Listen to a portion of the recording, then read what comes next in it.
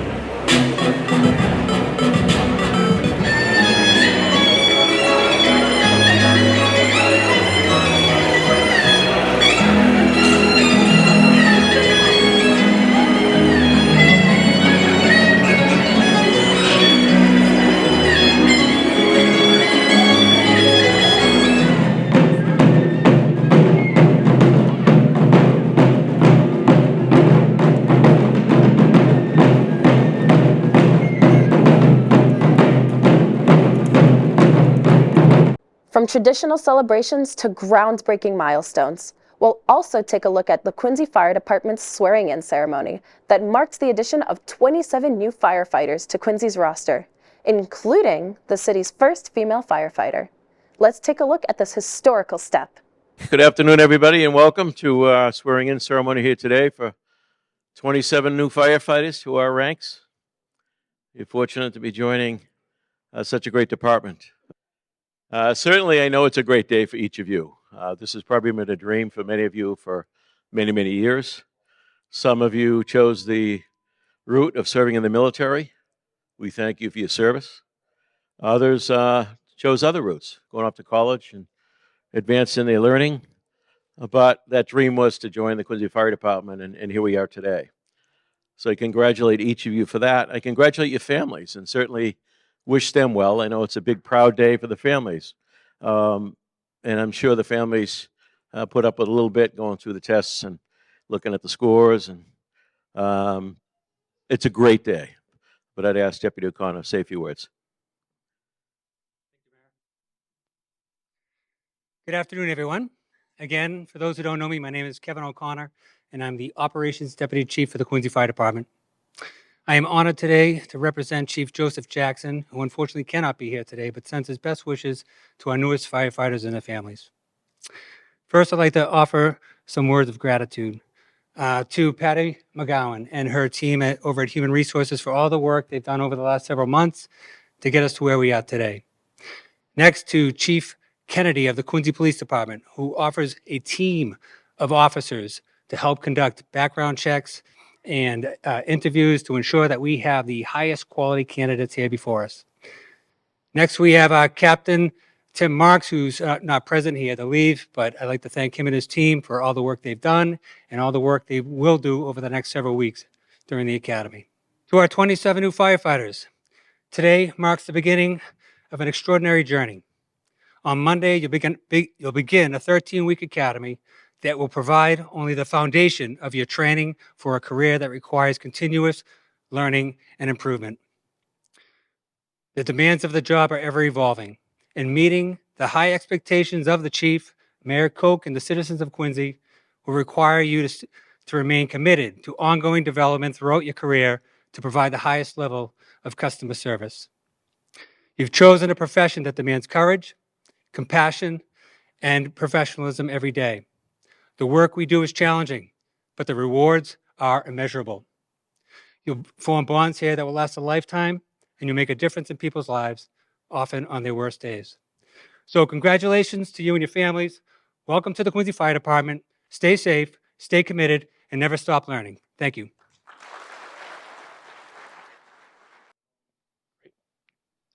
I do solemnly swear that I will bear true faith and allegiance to the Commonwealth of Massachusetts and will support the Constitution thereof.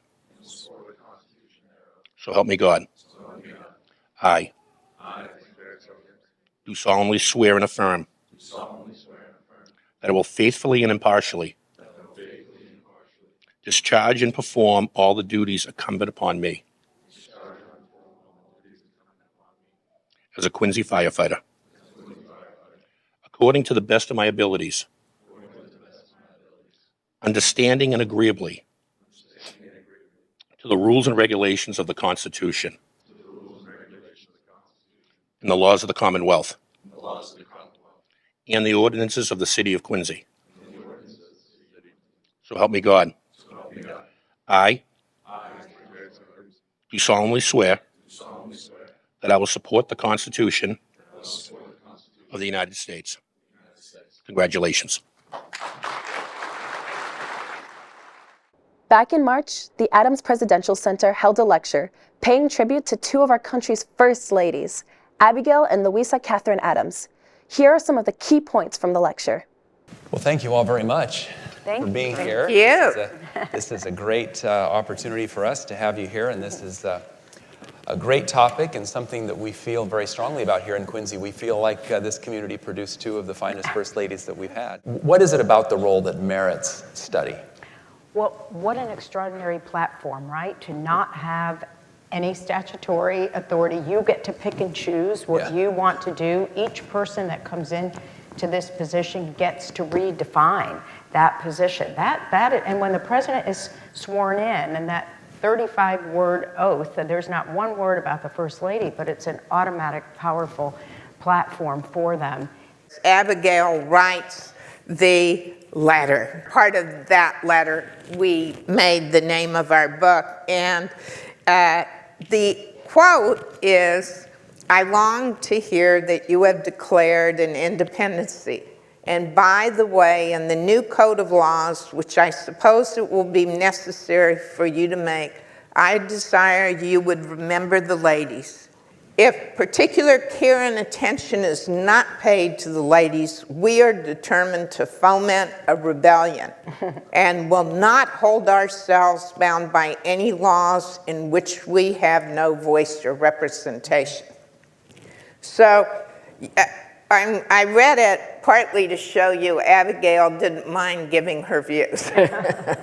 Harry Truman came home one day, and Bess Truman was taking all the letters that she had written to her husband, and she was throwing them in the fireplace and burning them. And Harry came in and he said, "What are you doing?" He said, "Well, I'm burning these letters." And he said, "Think of history." And she said, "I am." And that is, in fact, a true story. That's a very true story. If I could just say one other thing about Abigail, which is very important, is she was an abolitionist. Yeah. And she so disliked slavery and made that very clear. She pushed for education for women. That was a big issue for her and a key issue at the time. And I think in Abigail's, why people so think of Abigail is she was far ahead of her times.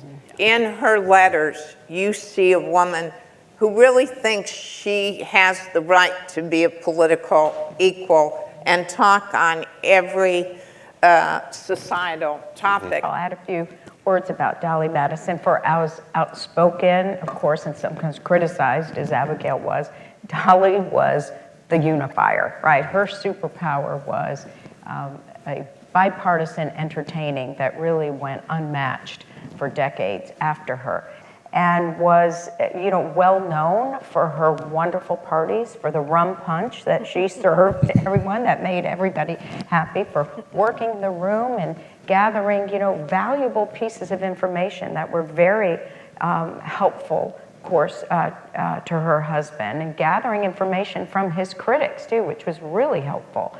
And she was just beloved. And I think for President Madison, although he appreciated, of course, her skills, her social skills, and her entertaining skills, it was her political astuteness that he really valued most.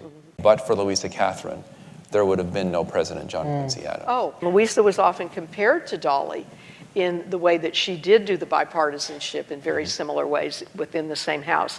And Louisa was doing all of this as a campaign strategy for him to become president.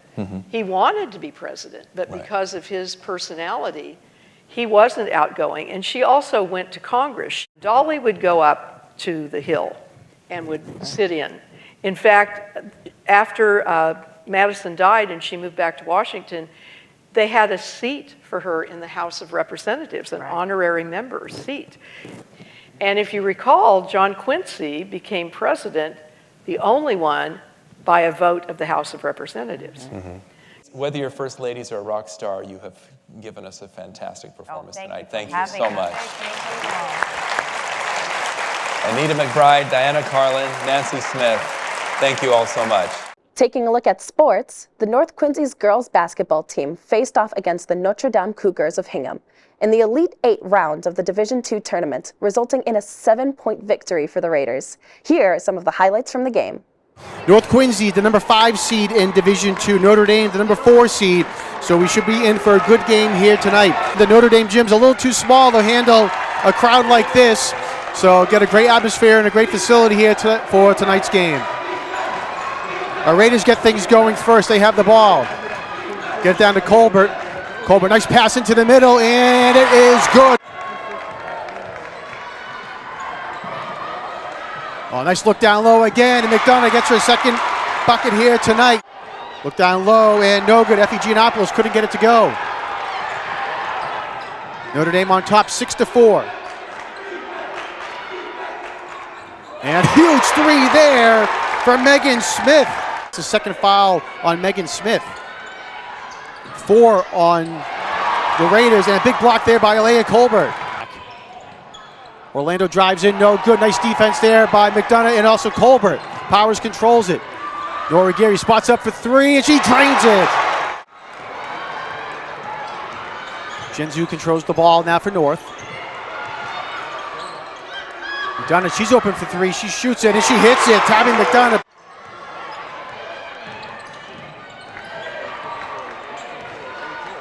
And a nice defense again by Tabby McDonough. She blocks the ball, but Nora Gary's there. She can't get it to go in either. Tough break there for North Quincy. 10 seconds in the quarter. Powers coming back with a big steal.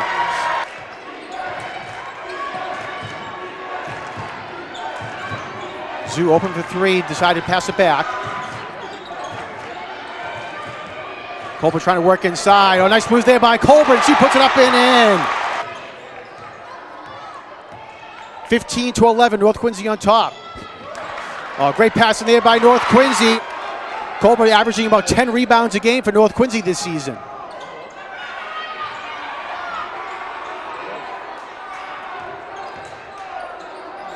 And another great move there by Alea Colbert in the paint.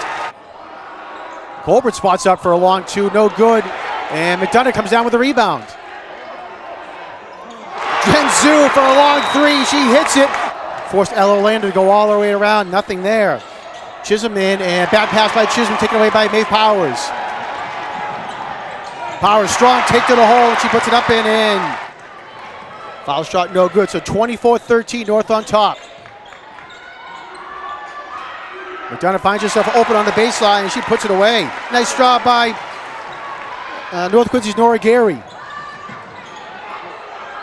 Jen Zhu steps to the side, and she drains it, a 3-pointer. 29-13, North Quincy on top. And another big block there by Ayla Colbert. And great job by North Quincy as they come down. Tabby McDonough will get the 2 points.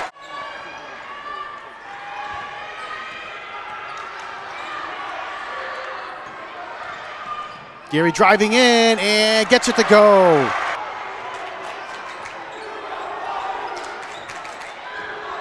Tabby McDonough gets it to go.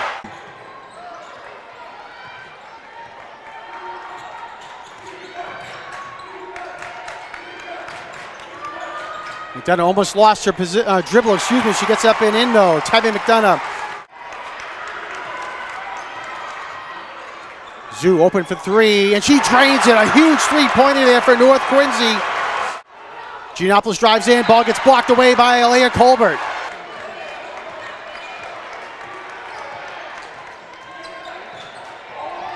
And great job there by Maeve Powers.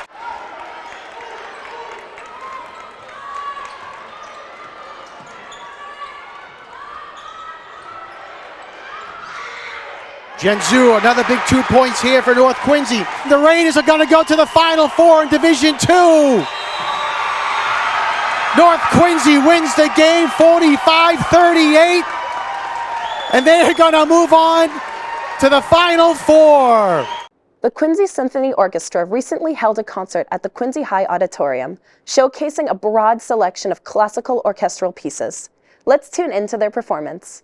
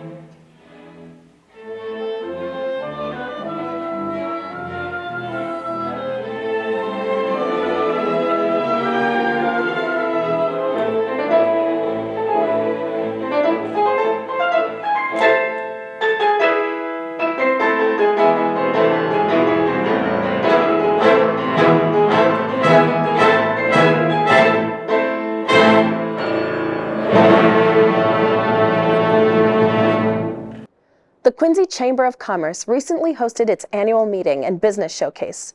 This award ceremony cast a spotlight on local businesses and applauded the achievements of the people behind them. Here are some of the words from the speakers. I can't thank you enough. This is so special. And we're going to put this right in the front of the store somewhere. In 47, my father came out of the war, called his brothers, what are you doing? He said, they're all driving truck, they're doing this, they're doing that. He said, I'm staying in New York and learn a trade. So he got a job in a bakery called Roper Pastry Shop in Manhattan. I think it was Manhattan. And he worked for a German and Italian baker. After he felt confident, he came home and he worked at, my grandfather says, well, you can come up, and he says, you can use the basement of my pizzeria and you can start the bakery. And it was just amazing how hard he worked. And back in those days, sugar came in flour in 100-pound bags. Had to get down a set of stairs. The set of stairs weren't 3 feet wide. Everything had to go down and up those stairs. And he actually overcame the pizzeria, and it became the bakery on the corner of Chestnut and Foster Street. So that was the beginning of the company, and all that hard work and sacrifices made my grandfather, Joseph, and his wife, Adele, and my father, Ernest, and my mother, Carolyn, started, they were the ground of starting this company where we are today. And that was the hard blood, sweat, and tears that you think of, you read about, but that's how it started. He wanted me to get right in that bakery after school. So little did we know, like, he was training me, but he had me going to wood carving school in Quincy Square, okay, by a little guy teaching me how to wood carve. And I'm going, why am I wood carving? Okay. Next thing you know, I'm oil painting at the YMCA, okay, my little kit, okay. So things were like, turning. So I said, that's because he wants me to become a cake decorator. I said, I see where this is going. So when I graduated from high school, I said, well, I'm going to business school. I'm going to go to Bryan and Stratton. I'm going to take business. He goes, for what? What are you doing? You're going in the bakery. I said, yeah, sure, I am eventually, After graduating from there, I went to a baking school in Minneapolis. And then when I came home, that was it. All grounds on the floor. Started working in the bakery. And that was 50 years ago. So 50 years later. I just want to thank everybody for tonight. It's an amazing award. I did not expect this. I'll tell you a little bit about myself. I started this company as a joke. Didn't expect it to go anywhere. Thought it was going to be a part-time hustle. My wife thought it was going to be a part-time hustle. She told me to give it up. But here we are today. And I got to tell you, I'm very grateful. So the reason why I actually applied for this grant was because my garage became a storage center, and my wife did not like that. When it snowed out, there was nowhere to put the cars. And what we'd like to do is we like to donate the furniture to people in need. And we needed a storage container, particularly a 40-foot storage container, to make things work. And I saw the opportunity to apply for this grant, and I didn't think anything of it. And I said, you know what, I'll apply for it. And here we are, we got the grant, and I'm very grateful for it. We have a tough job when you own your own business or where you work in the business and hope to grow it, right? It isn't always easy. It's a lot of long hours, tough decisions, and sacrifices that aren't always visible to the outside. But also, as many of you know, it's you do the work that aligns with your purpose. It can also be one of the best things you do in life. So for me, my purpose became crystal clear 16 years ago when I woke up in the hospital in the ICU from a coma a week after giving birth to my first daughter. It was that moment that I thought, wow, a very healthy individual can end up in a situation that changes their life. So, like any pain point, it can break you or it can make you. And since then, everything I've done in my life is from that moment, building a foundation to make the rest of the world a healthier, happier place where it is easy to thrive. I'm a functional nutritionist, exercise physiologist, integrative health practitioner, and the founder of several health and wellness businesses. But more than that, I'm a mom, I'm a daughter, I'm a partner, and I'm a woman on a mission to help others optimize their health and thrive at every age. And that's all for this month's edition of Quincy in Focus. If you'd like to reach out to QATV or are interested in becoming a member, please visit our website at qatv.org or give us a call at 617-376-1440. This has been Grace Lorjean, and once again, thank you for watching.